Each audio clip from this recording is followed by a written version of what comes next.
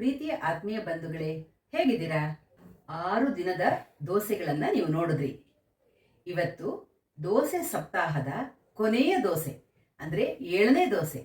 ಇನ್ನೂ ಅನೇಕ ದೋಸೆಗಳಿವೆ, ಆದರೂ 7 ದಿನಕ್ಕೆ ನಾನು ಸಪ್ತಾಹ ಮಾಡೋದಕ್ಕೆ 7 ದಿನಕ್ಕೆ ನಾನು ಮುಗಿಸ್ಲೇಬೇಕಲ್ವಾ? ಹಾಗಾಗಿ ನಾನಿವತ್ತು 7ನೇ ದಿನದ ದೋಸೆಯಾಗಿ ಸೌತೆಕಾಯಿಯ ಸಿಹಿ ಹಾಗೂ ಸಪ್ಪೆ ದೋಸೆ ಮಾಡ್ತಾ ಇದ್ದೀನಿ. ಸೌತೆಕಾಯಿ ಅಂದರೆ ಮಂಗಳೂರು ಸೌತೆಕಾಯಿ ಇಲ್ಲೇ ಇದೆ. ಮಂಗಳೂರು ಸೌತೆಕಾಯಿಯ ಸಿಹಿ ಹಾಗೂ ಸಪ್ಪೆ. ಸಿಹಿ ತಿನ್ನಕ್ಕಾಗಲ್ಲ ಅನ್ನೋರಿಗೆ ಸಪ್ಪೆ ದೋಸೆ, ಸಿಹಿ ತಿನ್ನೋರು ಅಥವಾ ಸಿಹಿ ದೋಸೆ ತಿಂದರೆ ತೊಂದರೆ ಇಲ್ಲ, ನನಗೆ ಸಿಹಿ ತುಂಬ ಇಷ್ಟ ಅನ್ನೋರಿಗೆ ಸಿಹಿ ದೋಸೆ. ಹಾಗಾಗಿ ನಾನು 2 ಥರದ ದೋಸೆ ನಿಮಗೆ ಮಾಡಿ ತೋರಿಸ್ತಾ ಇದ್ದೀನಿ. ಅದಕ್ಕೇನು ಎಕ್ಸ್ಟ್ರಾ ಕೆಲಸ ಏನಿಲ್ಲ, ಆ ಮಾಮೂಲಿ ಹಿಟ್ಟಿಗೆನೆ ಸ್ವಲ್ಪ ಬೆಲ್ಲ ಸೇರಿಸಿದ್ರೆ ಆಗೋಯ್ತು ಅಷ್ಟೇ. ಈಗದ ಯುವ ಪೀಳಿಗೆ ಅಂದರೆ ಯಂಗರ್ ಜನರೇಷನ್ ಅವರು ಜಾಸ್ತಿ ತರಕಾರಿ ತಿನ್ನಲ್ಲ. ಈ ಥರದ ದೋಸೆಗಳನ್ನು ಮಾಡಿಕೊಟ್ಟಾಗ ಅವ್ರು ತಿನ್ನಲ್ಲ ಅಂದ್ರೂ ದೇಹಕ್ಕೆ ಆ ತರಕಾರಿಯಲ್ಲಿರುವಂತಹ ಅಂಶಗಳು ಸೇರುತ್ತೆ. ಹಾಗಾಗಿ ನಾವು ಪ್ರತಿದಿನ ಅಲ್ಲ ಮಾಡೋಕ್ಕಾಗಿಲ್ಲ ಅಂದ್ರೂ ಅಪರೂಪಕ್ಕೊಂದು ದಿವಸ ಈ ಥರ ದೋಸೆಗಳನ್ನು ಮಾಡಿ ತಿಂದಾಗ ನಮಗೆ ದೇಹಕ್ಕೆ ಅದರಲ್ಲಿರುವ ಒಳ್ಳೆಯ ಅಂಶಗಳು ಸೇರ್ಕೊಳ್ಳುತ್ತೆ. ಮಂಗಳೂರು ಸೌತೆಕಾಯಿಯು ದೇಹಕ್ಕೆ ತುಂಬ ಒಳ್ಳೆಯದು. ಅದು ತುಂಬ ಕಡಿಮೆ ಕ್ಯಾಲರಿ ಇರುವಂತಹ ತರಕಾರಿ, ಅದರಲ್ಲಿ ನೀರಿನಂಶ ಜಾಸ್ತಿ ಇರುತ್ತೆ. ಅದರ ದೋಸೆ ಆರೋಗ್ಯಕ್ಕೆ ಒಳ್ಳೆಯದು. ಆ ದೋಸೆಗೆ ಮೊದಲು ನಾನು ಅಕ್ಕಿಯನ್ನು ನೆನೆಸಬೇಕು. ಅಕ್ಕಿ ನೆನೆಸಿದ ಮೇಲೆ ಅದು 5ರಿಂದ 6 ಗಂಟೆಗಳ ಕಾಲ ನೆನಿಬೇಕು. ಈಗ ಮಧ್ಯಾಹ್ನ ನಾನು ನೆನೆಸ್ತಾ ಇದ್ದೀನಿ, ಸಾಯಂಕಾಲ ರುಬ್ತೀನಿ, ನಾಳೆ ಬೆಳಗ್ಗೆ ದೋಸೆ ಮಾಡ್ತೀನಿ. ಈಗ ಅಕ್ಕಿಯನ್ನು ನೆನೆಸ್ತಾ ಇದ್ದೀನಿ. ನಾನು 3 ಕಪ್ ಅಕ್ಕಿ ನೆನೆಸ್ತಾ ಇದ್ದೀನಿ. 1 ಸುಶಾಂತ್ ನೆನೆಸ್ತಾ ಇದ್ದಾನೆ ಅಕ್ಕಿನ. 2 3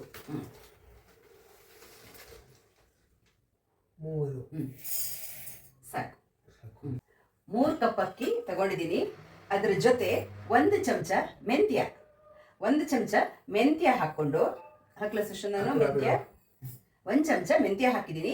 ಈಗ ಇದನ್ನು ನಾನು 3ರಿಂದ 4 ಸಲ ತೊಳೆದು ನೆನೆಸಿ ಇಡ್ತೀನಿ. ಸಾಯಂಕಾಲ ನಿಮಗೆ ರುಬ್ಬುವಾಗ ಏನೇನು ಹಾಕಬೇಕಂತ ತೋರ್ಸೋಕ್ಕೆ ಮತ್ತೆ ಸಿಗ್ತೀನಿ. ಸೌತೆಕಾಯಿ ದೋಸೆಗೆ ನಾನು ಮಧ್ಯಾಹ್ನ ನಿಮಗೆ ಅಕ್ಕಿ ಮತ್ತು 1 ಚಮಚ ಮೆಂತ್ಯ ನೆನೆಸೋದನ್ನು ತೋರಿಸಿದ್ದೆ. ಇಲ್ಲಿ ನೆನೆಸಿ ಇಟ್ಟಿದ್ದೀನಿ, ನಾನು ರೆಡಿ ಇದೆ. ಸೌತೆಕಾಯಿ ದೋಸೆಗೆ ಸೌತೆಕಾಯಿ ಮುಖ್ಯವಾಗಬೇಕು. ಹಾಗೆ ನಿಮಗೆ ಇನ್ನೇನೇನು ಸಾಮಾನು ಬೇಕು ಅನ್ನೋದನ್ನು ನಾನು ತೋರಿಸ್ತೀನಿ. ಆದರೆ ಇಡೀ ಸೌತೆಕಾಯಿ ಬೇಡ, ಇದಕ್ಕೆ ನಮಗೆ ಸುಮಾರಾಗಿ ಅರ್ಧ ಸೌತೆಕಾಯಿ ಸಾಕು. ನಾನೊಂದು ಇಷ್ಟು ದೊಡ್ಡ ಸೌತೆಕಾಯಿಯನ್ನು ತಗೋತಾ ಇದ್ದೀನಿ. ಈ ಸೌತೆಕಾಯಿಯ ನೋಡಿ ತಿರುಳು ಪೋರ್ಷನ್ನು, ಆಮೇಲೆ ಸಿಪ್ಪೆ ತೆಗೆದು ಕಟ್ ಮಾಡಿ ಇಟ್ಕೋಬೇಕು. ನಾನು ಕಟ್ ಮಾಡ್ಕೋತೀನಿ. ಈಗ ಅದರ ಜೊತೆ ಇನ್ನೇನೇನು ಸಾಮಾನು ಬೇಕು ಅನ್ನೋದನ್ನು ತೋರಿಸ್ತಾ ಇದ್ದೀನಿ ನಿಮಗೆ. ಇಲ್ಲಿ ಒಂದು ಅರ್ಧ ಕಪ್ಪಷ್ಟು ಪೇಪರ್ ಅವಲಕ್ಕಿ ತಗೊಂಡಿದ್ದೀನಿ ನಾನು. ಚಿಕ್ಕದು ಅಂದರೆ ನಿಮಗೆ ಒಂದು ಹಿಡಿ ಸಾಕು, ಒಂದು ಹಿಡೀಲಿ ಹೀಗೆ ತೆಗೆದು ನೀವು ಹಾಕಿದಷ್ಟು ಅವಲಕ್ಕಿ ತಗೊಂಡಿದ್ದೀನಿ. ಅರ್ಧ ಕಪ್ಪಷ್ಟು ತೆಂಗಿನಕಾಯಿ ತುರಿ ತಗೊಂಡಿದ್ದೀನಿ. ಜೊತೆಯಲ್ಲಿ ಬೆಲ್ಲ ತಗೊಂಡಿದ್ದೀನಿ. ನಾನು ಸಿಹಿ ದೋಸೆಗೆ ಮಿಕ್ಸ್ ಮಾಡೋಕ್ಕೆ ಬೆಲ್ಲ ತಗೊಂಡಿದ್ದೀನಿ. ಇಷ್ಟು ಸಾಮಾನಿದ್ರೆ ನಿಮಗೆ ಸೌತೆಕಾಯಿ ದೋಸೆ ರೆಡಿ ಆಗುತ್ತೆ. ನಾನು ಮೊದಲು ಸೌತೆಕಾಯಿ ಹೆಚ್ಕೊಳ್ತೀನಿ, ಚಿಕ್ಕದಾಗಿ ಹೆಚ್ಕೊಂಡು ನಿಮ್ಗೆ ಮತ್ತೆ ಸಿಗ್ತೀನಿ.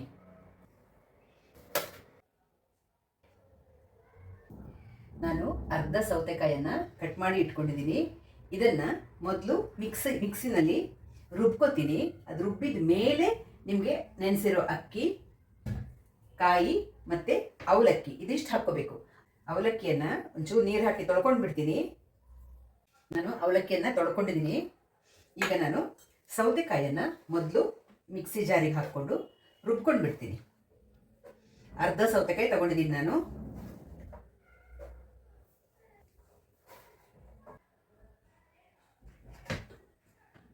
ಸೌತೆಕಾಯಿಯನ್ನು ರುಬ್ಕೊಂಡಿದ್ದೀನಿ.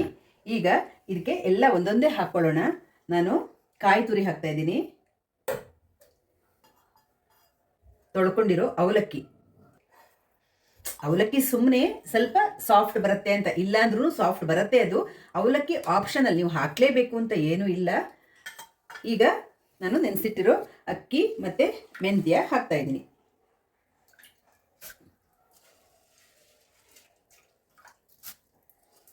ತುಂಬ ನೀರು ಹಾಕೋದು ಬೇಡ, ಸೌತೆಕಾಯಿಯಲ್ಲಿ ಸ್ವಲ್ಪ ನೀರಿನ ಅಂಶ ಇರುತ್ತೆ.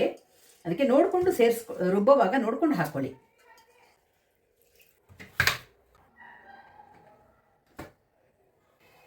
ಇದು ನೋಡಿ ನುಣ್ಣಗೆ ರುಬ್ಕೊಂಡಿದ್ದೀನಿ. ಇದರಲ್ಲಿ ನಾನು ಅರ್ಧದಷ್ಟು ಹಿಟ್ಟನ್ನು ಒಂದು ಪಾತ್ರೆಗೆ ಹಾಕ್ತೀನಿ. ಅರ್ಧ ಬೆಲ್ಲ ಹಾಕಿ ಇನ್ನೊಂದು ರೌಂಡ್ ಮಿಕ್ಸಿಗೆ ಹಾಕ್ತೀನಿ. ಇಷ್ಟು ಹಿಟ್ಟು ಪ್ಲೇನ್ ಸಪ್ಪೆ ಆಗಿ ಮಾಡ್ತಾ ಇದ್ದೀನಿ. ಇನ್ನು ಇರೋ ಈ ಹಿಟ್ಟಿಗೆ ನಾನು ಬೆಲ್ಲ ಹಾಕಿ ಒಂದು ರೌಂಡ್ ಮಿಕ್ಸಿಯಲ್ಲಿ ರುಬ್ತೀನಿ. ಈ ಹಿಟ್ಟಿಗೆ ಬೆಲ್ಲ ಹಾಕ್ತಾ ಇದ್ದೀನಿ. ಇದನ್ನು ನಾನು ಸಿಹಿ ಮಾಡ್ತಾ ಇದ್ದೀನಿ. ಸಾಮಾನ್ಯ ನಮ್ಮ ಮನೇಲಿ ಸಿಹಿನೇ ಜಾಸ್ತಿ, ಸಪ್ಪೆ ಮಾಡೋದು ಸ್ವಲ್ಪ ಕಡಿಮೆನೇ. ಯಾಕಂದರೆ ಎಲ್ಲರೂ ಸ್ವಲ್ಪ ಸಿಹಿ ಪ್ರಿಯರು ನಮ್ಮ ಮನೇಲಿ. ಹಾಗಾಗಿ ನಾನು ಇಷ್ಟು ಬೆಲ್ಲ ಹಾಕ್ತಾ ಇದ್ದೀನಿ. ಸ್ವಲ್ಪ ಸಿಹಿ ಚೆನ್ನಾಗೇ ಬೇಕಾಗತ್ತೆ ಅದಕ್ಕೆ. ನೋಡಿ ಇಷ್ಟು ಬೆಲ್ಲ ಹಾಕಿದ್ದೀನಿ. ಒಂದು ರೌಂಡು ಮಿಕ್ಸಿನಲ್ಲಿ ಪುನಃ ರುಬ್ತೀನಿ, ಯಾಕಂದರೆ ಬೆಲ್ಲ ಕರಗಕ್ಕೋಸ್ಕರ ರುಬ್ತಾ ಇದ್ದೀನಿ. ಇದು ಬೆಲ್ಲ ಹಾಕಿ ರುಬ್ಬಿದ್ದೀನಿ ನೋಡಿ. ನಿಮಗಿದು ಸಿಹಿಯಾಗಿ ಚೆನ್ನಾಗಿರುತ್ತೆ, ಅದು ಸಪ್ಪೆಯಾಗಿರುತ್ತೆ. ಇದನ್ನು ಚಟ್ನಿ ಜೊತೆ ತಿನ್ಬೋದು. ಇದನ್ನು ಬಿಸಿ ಬಿಸಿ ದೋಸೆ ಮೇಲೆ ತುಪ್ಪ ಹಾಕ್ಕೊಂಡು ತಿನ್ನಬೇಕು. ಸೌತೆಕಾಯಿಯ ಸಪ್ಪೆ ದೋಸೆ ಹಾಗೂ ಸಿಹಿ ದೋಸೆ ಹಿಟ್ಟು ರೆಡಿಯಾಗಿದೆ. ಇದನ್ನು ನಾನು ಹುಳಿ ಬರೋಕ್ಕೆ ಮುಚ್ಚಿ ಇಡ್ತೀನಿ. ಏನು ತುಂಬ ಹುಳಿ ಬರಲ್ಲ, ಆದರೆ ನಾವು ತೆಂಗಿನಕಾಯಿ, ಬೆಲ್ಲ ಅಥವಾ ಸೌತೆಕಾಯಿ ಎಲ್ಲ ಹಾಕಿರೋದಕ್ಕೆ ಅದು ನಿಮಗೆ ಸಾಫ್ಟಾಗೇ ಬರುತ್ತೆ ದೋಸೆ. ನಿಮಗೆ ತೆಳ್ಳಗೇನೂ ಮಾಡ್ಕೋಬೋದು, ಸೆಟ್ ದೋಸೆ ಥರನೂ ಮಾಡ್ಕೋಬೋದು. ತುಂಬ ರುಚಿಕರ, ಆರೋಗ್ಯಕರ ಎಲ್ಲನೂ ಹೌದು. ಹಾಗಾಗಿ ನಾನು ಉಪ್ಪು ಸೇರಿಸಿಲ್ಲ. ಉಪ್ಪನ್ನು ನಾನು ಬೆಳಿಗ್ಗೆ ಸೇರಿಸ್ಕೊಳ್ಳೋದು. ಹಾಗೆ ಇದನ್ನು ಪ್ಲೇಟ್ ಮುಚ್ಚಿ ಇಡ್ತಾ ಇದ್ದೀನಿ. ಹುಳಿ ಬರೋಕ್ಕೆ ಬಿಡ್ತಾ ಇದ್ದೀನಿ. ಹುಳಿ ಬರುತ್ತೆ ಬೆಳಗ್ಗೆ. ಈಗ ನಾನು ಸಂಜೆ 6 ಗಂಟೆ ಹೊತ್ತಿಗೆ ರುಬ್ಬಿದ್ದೀನಿ. ಹುಳಿ ಬರುತ್ತೆ. ನಿಮಗೆ ಬೆಳಗ್ಗೆ ಸಿಗ್ತೀನಿ ದೋಸೆ ಮಾಡುವಾಗ. ನಿನ್ನೆ ಸಾಯಂಕಾಲ ರುಬ್ಬಿಟ್ಟಿರುವಂತಹ ಮಂಗಳೂರು ಸೌತೆಕಾಯಿಯ ಸಿಹಿ ದೋಸೆ ಹಾಗೂ ಸಪ್ಪೆ ದೋಸೆಯ ಹಿಟ್ಟು ಇವತ್ತು ಹೇಗಿದೆ ಅಂತ ನೋಡೋಣ ಬನ್ನಿ. ನೋಡಿ, ದೋಸೆ ಹಿಟ್ಟು ಅಷ್ಟೇನು ತುಂಬ ಹುಳಿ ಬರಲಿಲ್ಲ, ಆದರೂ ಪರವಾಗಿಲ್ಲ. ನೋಡಿ, ತೋರಿಸ್ತಾ ಇದ್ದೀನಿ ನಿಮಗೆ. ಉಪ್ಪು ಹಾಕಿಲ್ಲ ನಾನು. ನೋಡಿ, ಬಂದಿದೆ, ಸ್ವಲ್ಪ ಬಂದಿದೆ, ಸಾಕು. ನೋಡಿ ನೋಡಿ, ಹುಳಿ ಬಂದಿದೆ. ಇದು ಸಪ್ಪೆ ದೋಸೆಯ ಹಿಟ್ಟು. ಇದು ನೋಡಿ, ಇದು ಹುಳಿ ಬಂದಿದೆ ಸ್ವಲ್ಪ. ಇದು ಸಿಹಿ ದೋಸೆಯ ಹಿಟ್ಟು. ಎರಡೂ ಸ್ವಲ್ಪ ದಪ್ಪ ಇದೆ. ಉಪ್ಪು ಹಾಕಿ ಅದಕ್ಕೆ ಸ್ವಲ್ಪ ನೀರು ಮಿಕ್ಸ್ ಮಾಡ್ಕೊಳ್ತೀನಿ. ನಾನು ಉಪ್ಪು ಹಾಕ್ತಾ ಇದ್ದೀನಿ. ಹಿಟ್ಟು ಸ್ವಲ್ಪ ಗಟ್ಟಿ ಇರೋ ಕಾರಣ 2 ಹಿಟ್ಟಿಗೂ ಸ್ವಲ್ಪ ನೀರು ಸೇರಿಸ್ಕೊತಾ ಇದ್ದೀನಿ.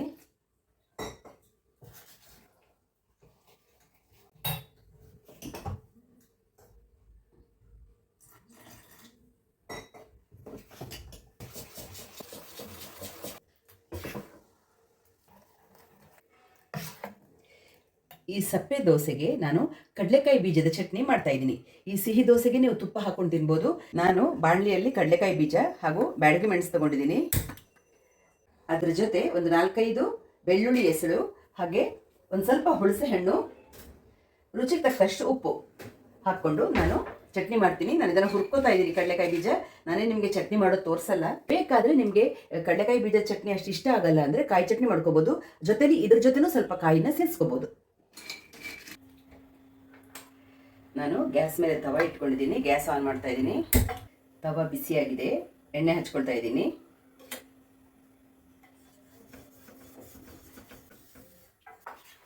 ಈಗ ನಾವು ಸಪ್ಪೆ ದೋಸೆ ಮಾಡೋಣ.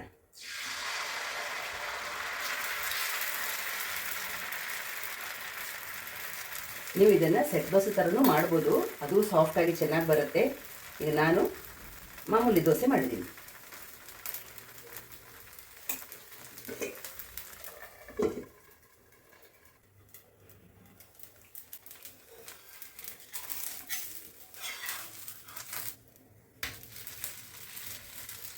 ಸಾಫ್ಟಾಗಿ ಬರುತ್ತೆ ಸೌತೆಕಾಯಿ ದೋಸೆ.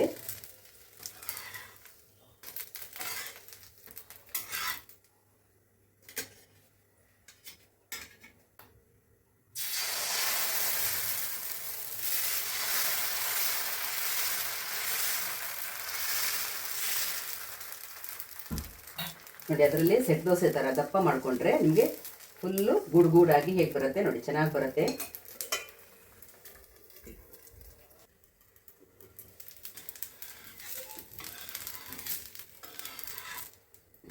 ಇದು ಸಪ್ಪೆ ದೋಸೆ ಆಗಿರೋ ಕಾರಣ ನೀವು ಚಟ್ನಿ ಅಥವಾ ಉಪ್ಪಿನಕಾಯಿ ಈ ಥರ ಅಥವಾ ಚಟ್ನಿ ಪುಡಿ ಇದ್ರ ಜೊತೆ ತಿನ್ಬೋದು.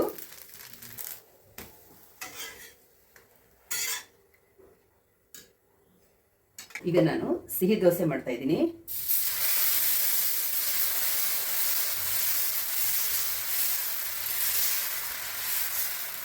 ಇದನ್ನು ಅಷ್ಟೇ ನೀವು ಸೆಟ್ ದೋಸೆ ಥರನೂ ಮಾಡ್ಕೋಬೋದು, ತೆಳ್ಳಗೇನೂ ಮಾಡ್ಕೋಬೋದು, ನಿಮ್ಗೆ ಹೇಗೆ ಬೇಕೋ ಹಾಗೆ ಮಾಡ್ಕೋಬೋದು. ಇದು ಸ್ವಲ್ಪ ಸೆಟ್ ದೋಸೆ ಥರ ಮಾಡಿದಾಗ ಟೇಸ್ಟ್ ಚೆನ್ನಾಗಿರುತ್ತೆ, ನಿಮಗೆ ಸಿಹಿ ಇರೋ ಕಾರಣ. ತುಪ್ಪದ ಜೊತೆ ಅಂತೂ ಸೂಪರ್ ಆಗಿರುತ್ತೆ ತಿನ್ನಕ್ಕೆ. ಯಾವಾಗಲೂ ಬೆಲ್ಲ ಹಾಕಿರೋ ದೋಸೆ ಸ್ವಲ್ಪ ಏಳಕ್ಕೆ ತೊಂದರೆ ಕೊಡುತ್ತೆ, ಆದರೆ ಚೆನ್ನಾಗಿ ಬರ್ತಾ ಇದೆ ನೋಡಿ, ಎಷ್ಟು ಚೆನ್ನಾಗಿ ಬಂತು.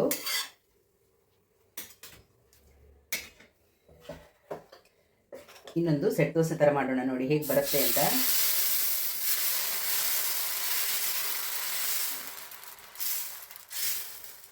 ನೋಡಿ ದಪ್ಪ ಆಗಿ ಮಾಡಿದ್ದೀನಿ ಸ್ವಲ್ಪ, ಎಷ್ಟು ತೂತು ಗೂಡುಗೂಡಾಗಿ ನೋಡಿ ಹೇಗೆ ಬರುತ್ತೆ. ನಿಮಗೆ ಸ್ಪಾಂಜ್ ಥರ ಇರುತ್ತೆ ತಿನ್ನಕ್ಕೆ, ಹತ್ತಿ ಥರ ನೀವು ತುಂಬ ರುಚಿಯಾಗಿರುತ್ತೆ.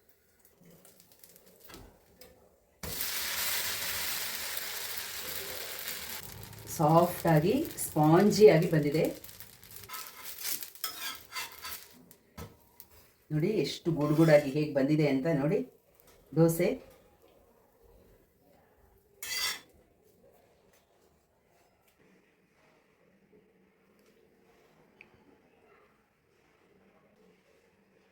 ಸೌತೆಕಾಯಿಯ ಸಿಹಿ ದೋಸೆ ಹಾಗೂ ಸಪ್ಪೆ ದೋಸೆ ರೆಡಿಯಾಗಿದೆ. ತುಂಬ ರುಚಿಕರ ಆಗಿರುತ್ತೆ, ಆರೋಗ್ಯಕ್ಕೂ ಒಳ್ಳೆಯದು. ತರಕಾರಿ ದೇಹಕ್ಕೆ ಸೇರುತ್ತೆ, ತರಕಾರಿಯಲ್ಲಿರುವ ಉತ್ತಮ ಅಂಶಗಳು ನಮ್ಮ ದೇಹಕ್ಕೆ ಹೋಗುತ್ತೆ. ಹಾಗೆ ಡಯಾಬಿಟಿಸ್ ಇರುವವರು ಈ ಸಿಹಿ ದೋಸೆ ಮಾಡ್ಕೊಂಡೆ ಈ ಸಪ್ಪೆ ದೋಸೆ ಮಾಡ್ಕೋಬೋದು. ಈ ಸಪ್ಪೆ ದೋಸೆಯನ್ನ ನೀವು ಖಾರ ದೋಸೆಯಾಗೂ ಮಾಡ್ಬೋದು. ಸ್ವಲ್ಪ ಧನಿಯಾ ಬೀಜ, ಆಮೇಲೆ ಬ್ಯಾಡಗಿ ಮೆಣಸಿನಕಾಯಿ, ಕೊತ್ತಂಬರಿ ಸೊಪ್ಪು, ಕರಿಬೇವು ಸೊಪ್ಪು ಹಾಕ್ಕೊಂಡು ನೀವು ಖಾರ ದೋಸೆನೂ ಮಾಡ್ಕೋಬೋದು. ಆ ಥರ ನಿಮಗೆ ಹೇಗೆ ಬೇಕೋ ಹಾಗೆ ಸ್ವಲ್ಪ ಬದಲಾವಣೆ ಮಾಡ್ಕೊಂಡ್ರಾಯ್ತು. ನಮ್ಮ ಆರೋಗ್ಯವನ್ನ, ಸ್ವಾಸ್ಥ್ಯವನ್ನ ನಾವು ಕಾಪಾಡ್ಕೋಬೇಕಾಗತ್ತೆ. ಹೇಗಿತ್ತು ನಾನು 7 ದಿನ ತೋರಿಸಿರುವಂತಹ 7 ದೋಸೆಗಳು? ಖಂಡಿತ ನಿಮಗೆ ಹೇಗೆ ಅನಿಸ್ತು ಅನ್ನೋದನ್ನ ಕಮೆಂಟ್ ಬಾಕ್ಸಲ್ಲಿ ತಿಳಿಸಿ. ಇನ್ನೂ ಅನೇಕ ದೋಸೆಗಳಿವೆ, ಅನೇಕ ವಿಧದ ದೋಸೆಗಳನ್ನು ಮಾಡ್ಬೋದು. ಮುಂದೆ ನಿಮಗೆ ಅದರ ಬಗ್ಗೆನೂ ತೋರಿಸ್ತೀನಿ. ಈಗ ಸದ್ಯಕ್ಕೆ ನಾನು ದೋಸೆ ಸಪ್ತಾಹ ಮಾಡಿರೋ ಕಾರಣ 7 ದಿನಕ್ಕೆ 7 ದೋಸೆಗಳನ್ನು ತೋರಿಸಿದ್ದೀನಿ. ನೀವು ಮನೇಲಿ ಮಾಡ್ಕೊಳ್ಳಿ ಅಂತ ಹೇಳ್ತಾ, ಈಗ ತಿಂಡಿ ಸಮಯ ಬೇರೆ ಆಗಿದೆ. ನಮ್ಮನೆಯಲ್ಲಿ ಸುಶಾಂತನಿಗೆ ಮೊದಲು ಕೊಟ್ಬಿಟ್ಟು ಆಮೇಲೆ ನಾವು ತಿಂಡಿ ತಿಂತೀವಿ. ಸುಶಾಂತ್ ಏನ್ ದೋಸೆ ತಿಂತಾ ಇದ್ದಾನೆ? ಮಂಗಳೂರು ಸೌತೆಕಾಯಿ. ಏನ್ ದೋಸೆ ಅದು? ಖಾರ ದೋಸೆನಾ ಮತ್ತೆ ಸ್ವೀಟ್ ದೋಸೆನಾ? ಸುಶಾಂತ್ಗೆ ತುಂಬಾ ಇಷ್ಟ ಇದು, ಯಾಕಂದ್ರೆ ಅದು ಸಿಹಿಯಾಗಿರತ್ತಲ್ಲ. ಹಾಗಾಗಿ ಅವನು ಸಪ್ಪೆ ದೋಸೆ ಅಂದ್ರೆ ಪ್ಲೇನ್ ದೋಸೆ ಅವನು ತಿನ್ನಲ್ಲ, ಬರೀ ಸಿಹಿ ದೋಸೆ ಮಾತ್ರ ತಿನ್ನೋದು ಅವನು. ಗಣಪತಿ ಪೂಜೆ ತರ ನಮ್ಮ ಸುಶಾಂತ್ಗೆ ಮೊದಲ ದೋಸೆ ಕೊಟ್ಟಿದ್ದೀನಿ, ಅವನು ತಿಂತಾ ಇದ್ದಾನೆ. ಹಾಗೆ ನಾವು ತಿಂಡಿ ಸಮಯ ಆಗಿದೆ, ನಾವು ತಿಂಡಿ ತಿನ್ನೋದಿನ್ನು. ಸಿಗೋಣ ಮುಂದಿನ ವಿಡಿಯೋದಲ್ಲಿ. ಅಲ್ಲಿ ತನಕ ರಾಯರು ನಮ್ಮನ್ನ, ನಿಮ್ಮೆಲ್ಲರನ್ನ ಚೆನ್ನಾಗಿಟ್ಟಿರ್ಲಿ ಅಂತ ಪ್ರಾರ್ಥಿಸ್ತಾ ಸಿಗೋಣ. ಧನ್ಯವಾದಗಳು. ನಮಸ್ಕಾರ.